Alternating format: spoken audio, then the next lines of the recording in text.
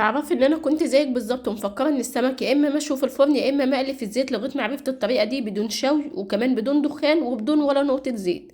تعالي بقى شوفي الطريقه. لو قلتلك ان هي هتكون زي الجاهز يبقى انا والله بكذب عليكي، لان طبعا انضف واوفر ويكفي بس ان انت هتعمليه في 20 دقيقه بالظبط. ايوه في 20 دقيقه. دي هتكون اسرع طريقه ممكن تعملي بيها السمك. في الاول انا بجيب السمكه وببدا ان انا انضفها واشيل اي بقى حاجه زايده فيها، واشيل كمان منطقه الراس، وببدا ان انا افتحها كده من الظهر، وببدا ان انا اغسلها كويس جدا. وطبعا اي سمك مجمد انا بنصحكم دايما لما تيجي ننضفه نضفه وهو لسه فيه تلج كده، ما نسيبوش لغايه ما يدوب تماما علشان يفضل معايا متماسك. سبت بقى السمك بعد ما غلفته وغسلته كويس جدا بالليمون، وبعدين هنعمل التتبيله اللي بتكون عباره عن معلقه من الثوم، معلقه من هريسه الشطه، كمان معلقه من الملح، ومعلقه من الكمون، ومعلقه من الكزبره، معلقه كمان من الخل، وعصير ليمونتين اتنين. وببدا ان انا اقلب التتبيله دي مع بعضها كويس جدا. دي هتكون افضل تتبيله ممكن تعمليها، وانا بتبل بيها كل حاجه من اول السمك لغايه الخضار لغايه الرز كمان.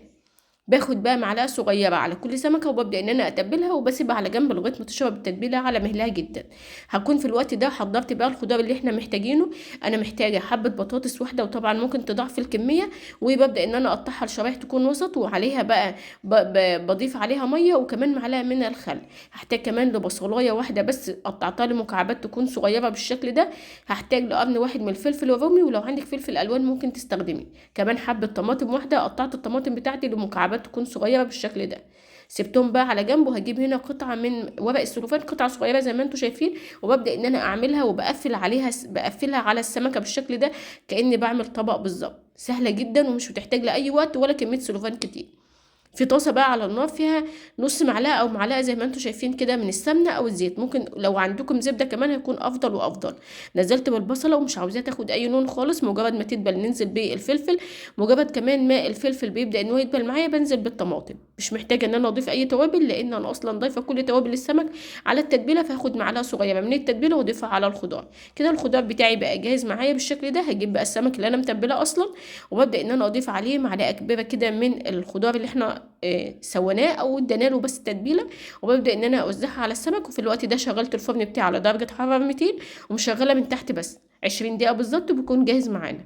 معايا هنا كمان الرز، انا عملت رز صياديه. جبت هنا حبتين اتنين من البصل، فرمتهم فرمه تكون وسط، وبعدين لغايه ما ياخد معايا اللون الغامق بالشكل ده بضيف معلقه من التتبيله كمان. لو متبقي عندي بقيه خضار ببدا ان انا اضيفه، ومعلقه من دبس الرمان اللي احنا اصلا محضرينه وعاملينه مع بعض في البيت. وبعدين ببدا ان انا اضيف الميه المغليه واظبط الملح واسيبه يغلي لمده دقيقه واحده، وبعدين ننزل بالرز اللي احنا غسلينه ومصفينه كويس قوي. 20 دقيقة بالظبط وبيكون السمك بقى جاهز معانا. وطبعا لو الفرن بتاعك احمى يعني ممكن ياخد معاكي وقت اقل كمان، وبيطلع معانا بالجمال والقمر ده. تعالوا بينا نقدم بقى. ما شاء الله رز طعمه وريحته حاجة كده ولونه انتوا شايفينه. كمان عملنا كده البطاطس بتاعتنا ما شاء الله، لما بنسيبها في المية مع الخل كده بتطلع معاكي زي الجاهزة بالظبط. وادي السمك بتاعنا دايب وفي نفس الوقت كده ما شاء الله تسويته حلوة جدا وبيدوب في البق دوبان بدون ولا نقطة زيت وبدون لا دخان ولا الشوي. كمان هتعملي اجمل واسرع سمك ممكن تحضريه. اظن بقى تسلم ايدك يا لولا.